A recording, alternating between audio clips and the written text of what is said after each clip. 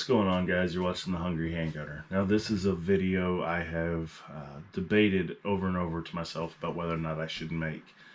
And it's going to come with a couple disclaimers. Number one, I'm not telling you how to raise your kids. Number two, I'm not saying that you're incapable of making good decisions. And number three, I don't claim to be perfect. So a while ago on thehungryhandgunner.com, which is where this whole YouTube project really got its origins, I was writing articles and written reviews on guns, and I still do from time to time if you want to check it out. I wrote an article on balancing, I think it's called Balancing Safety and Preparedness. So you guys have probably heard me mention that I have kids. I do. I've got a 5-year-old, a little boy that just turned 4 on the 10th, and a little girl that's 2. So I have young kids, I have curious kids, I've got awesome kids, they're amazing. I'm not really going to feature them too much on the channel just because YouTube's rules on childhood content, and there's just weird people out there and I don't feel like exposing them to the world right now. So if they get older and they want to do videos with Dad, if I'm still doing this, then that would be cool. But anyway, I have kids. Kids are curious, especially kids in the age bracket that mine are in. And it seems like, as good of listeners as my kids are, a lot of times the more you tell them, hey, don't do this, if you turn your back, they may do that, especially if it's something they're interested in or something that's treated as taboo or, dark and secretive. It must be cool, so we're going to explore, right? And that's fine if you're talking about, I shouldn't say it's fine, but it's one thing if you're talking about your kid like sneaking in the refrigerator in the middle of the night and getting ice cream. Yeah, I think you should address that, but he's probably not going to die by eating ice cream or hurt himself or his siblings or somebody else in the household. But when your kid decides to pick one of these up, that's a problem. It does not take long at all for a kid to figure out the simple mechanics of something like this. Guns are on TV, they're in movies, they're in video games, they're toys, Nerf guns, etc. They have a trigger, they know pull trigger, something comes out. It does not take a genius to figure out how one of these works.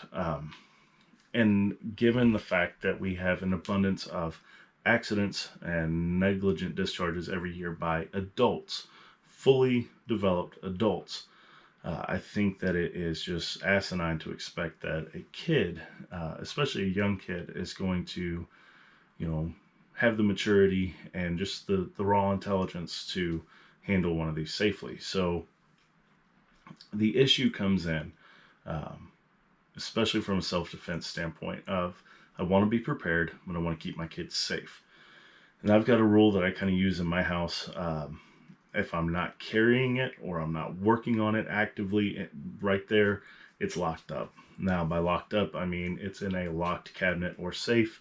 And then I have taken recently the added whatever of making sure the room that the guns stay in themselves are locked with a key. Now, part of that's theft, part of that's the kids. I have computers, cameras, etc. I don't want them messing with those either, but it's just kind of a safe room, if you will, for stuff that I really don't want them messing with or that could really hurt them as well. So just to tell you guys that I'm not pretending to be perfect, before I had kids, I was the gun in every room type of guy. I wanted to be prepared for whatever, whenever, the drop of a hat. So I'm familiar with that mindset. I understand it. However, I think there are things you can do that are probably just almost as fast, leave you just as well prepared, but are also safer, especially if you have kids in the home. Number one, you can carry a gun at home. As extreme as that may sound, it's probably the best thing to do if you're worried about having instant access to a firearm. May not be the most comfortable, but you can definitely get away with it. The other thing is there's an abundance of, quick open safes that are biometric, etc. The furniture that doubles as a safe and flip down stuff. There's a lot of this concealment furniture out there now. There's a lot of options. That may be the way to go. I know it's a little more pricey, but if that's important to you, then that's a good way to go. Now, I did want to share something from Pediatrics website, American Journal of Pediatrics. It says right here, they were examining fatal and non-fatal firearms injuries amongst children aged 0 to 17 in the United States, including intent, demographic characteristics, trends, state-level patterns, and circumstances. Fatal injuries were examined by using data from the National Vital Statistics System and non-fatal injuries using data from the National Electronic Injury Surveillance System. Trends from 2002 to 2014 were tested using joint point regression analysis. Incident characteristics and circumstances were examined by using data from the National Violent Death Reporting System. Little background there.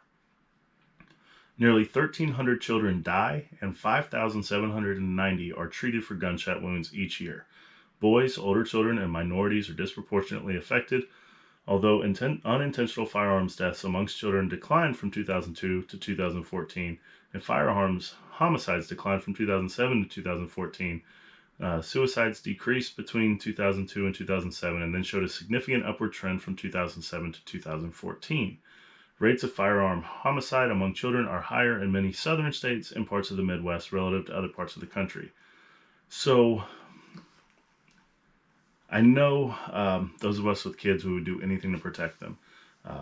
For a lot of us, that is even a key component of why we have firearms, why we practice with them, and why we carry them, is to protect them.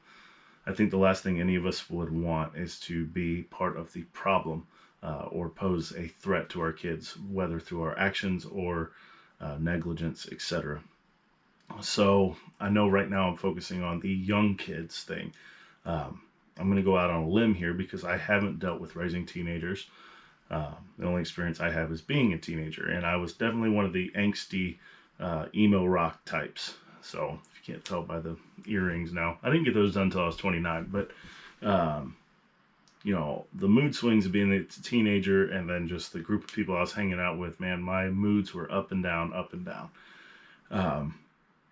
Teen suicide is, sadly, it's not uncommon, and at that age, seems like nothing's going to get better, etc. So having access to a firearm, if your child is showing those kind of signs, whatever, number one, get them some help. Number two, don't give them the tools to their own destruction. But going back to little kids, they are often they're often simultaneously smarter and dumber, more able and less able than we expect them to be.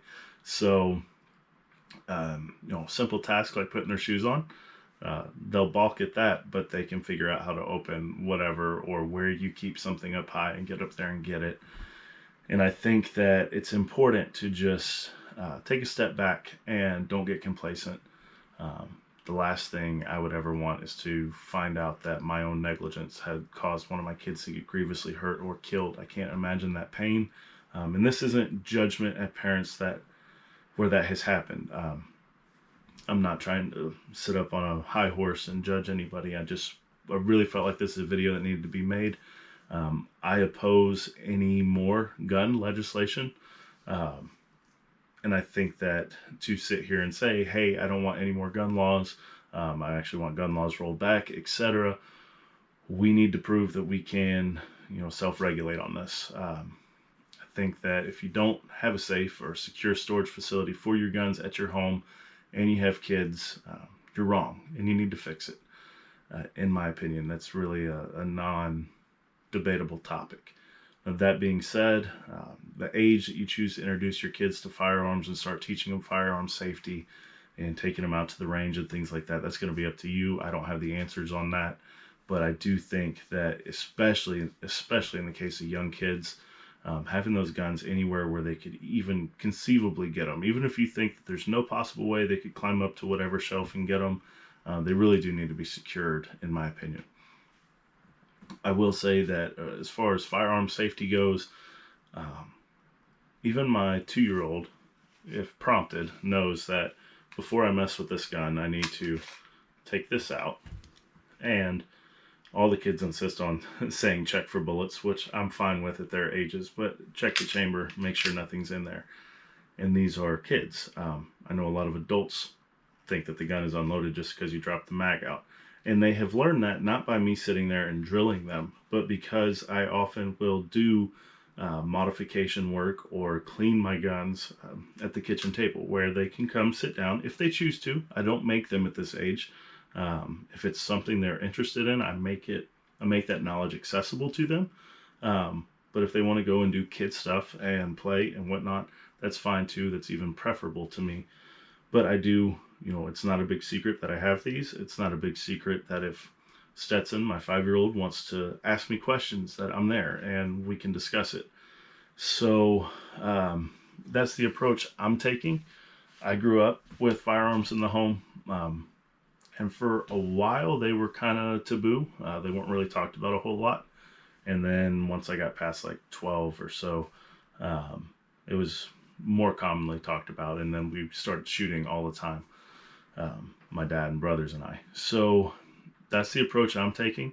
For you guys with kids, whether they're grown or you're kind of with me learning as you go here, what ages did you start teaching your kids about guns? I'd be interested to see that. Go ahead and drop it in the comments. Again, I'm not trying to tell you how to run your life, how to raise your kids, but I think that this is absolutely 100% preventable in most cases. And I think we should band together and try to encourage responsible firearm storage in the home. I think that we can handle this on our own. I don't think we need the government mandating it for us. I just think it's going to take having these uncomfortable conversations where we talk to each other about it and then move on from there. So sorry, it's kind of a dry and dark video, but I did want to make this and get this out there to you guys. Thank you so much for watching. Stay safe. Keep shooting. I'll see you next time.